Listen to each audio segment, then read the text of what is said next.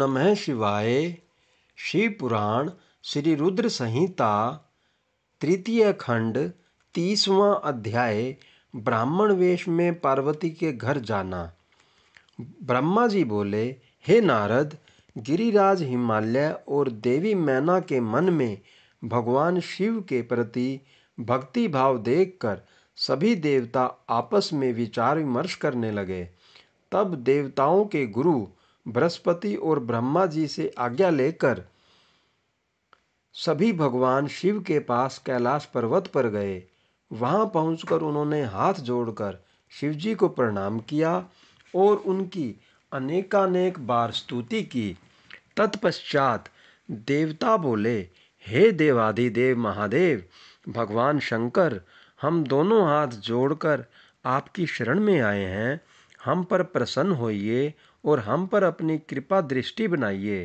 प्रभु, आप तो भक्त वत्सल हैं और अपने भक्तों की प्रसन्नता के लिए कार्य करते हैं। आप दीन दुखियों का उद्धार करते हैं। आप दया और करुणा के अथाह सागर हैं। आप ही अपने भक्तों को संकटों से दूर करते हैं तथा उनकी सभी विपत्तियों का विनाश करते हैं। इस प्रकार महादेव जी की अनेकों बार स्तुति करने के बाद देवताओं ने भगवान शिव को गिरिराज हिमालय और उनकी पत्नी मैना की भक्ति से अवगत कराया और आदर सहित सभी बातें उन्हें बता दी। तत्पश्चात भगवान शिव ने हंसते हुए उनकी सभी प्रार्थनाओं को स्वीकार कर लिया। तब अपने कार्य को सिद्ध हुआ समझकर सभी देवता प्रसन्नतापूर्वक अपने अपने धाम लौट गए। जैसा कि सभी जानते हैं कि भगवान शिव को लीलाधारी कहा जाता है, वे माया के स्वामी हैं। पुनः वे शैलराज हिमालय के घर गए। उस समय राजा हिमालय अपनी पुत्री पार्वती सहित सभा भवन में बैठे हुए थे। उन्होंने ऐसा रूप धारण किया कि वे कोई ब्राह्मण अथवा साधु संत जान पड़ते थे। उनके हाथ में दंड व छत्र था। शरीर पर दिव्य वस्त्र तथा माथे पर तिलक शोभा पा रहा था। उनके गले में शालग्राम तथा हाथ में स्फटिक की माला थी। वे मुक्त कंठ से हरि नाम जप रहे थे। उन्हें आया देखकर पर्वतों के राजा हिमालय तुरंत उठकर खड़े हो गए और उन्होंने ब्राह्मण को भक्ति भाव से साष्टांग प्रणाम किया। देवी पार्वती अपने प्राणेश्वर भगवान शिव को तुरंत पहचान गई।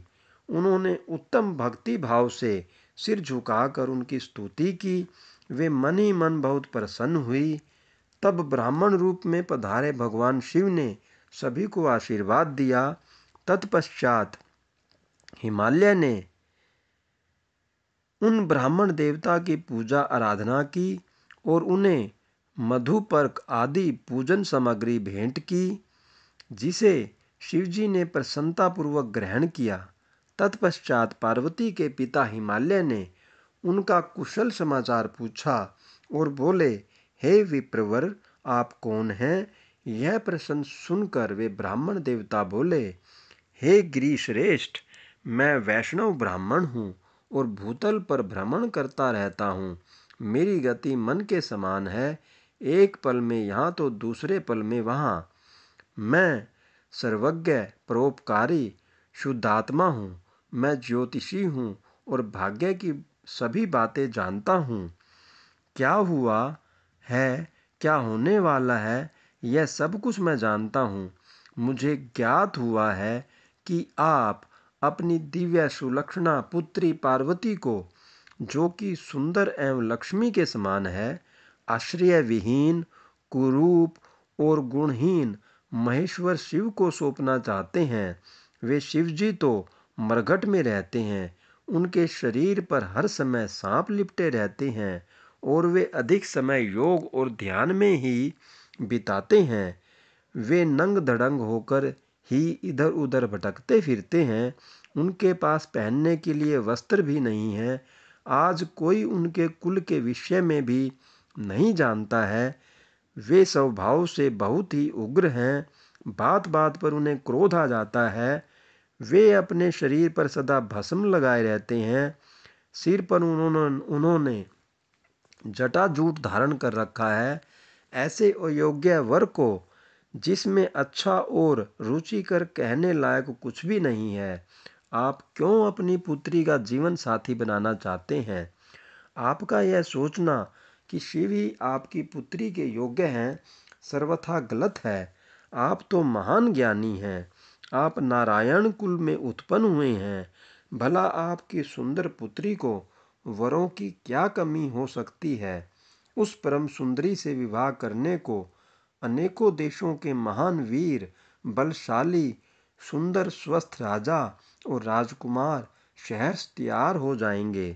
आप तो समृद्धिशाली हैं, आपके घर में भला किस वस्तु की कमी हो सकती है? परंतु शैलराज, जहाँ आप अपनी पुत्री को ब्याहना चाह रहे हैं, वे बहुत निर्धन हैं, यहाँ तक कि उनके भाई बंधु भी नहीं हैं। वे सर्वथा अकेले हैं।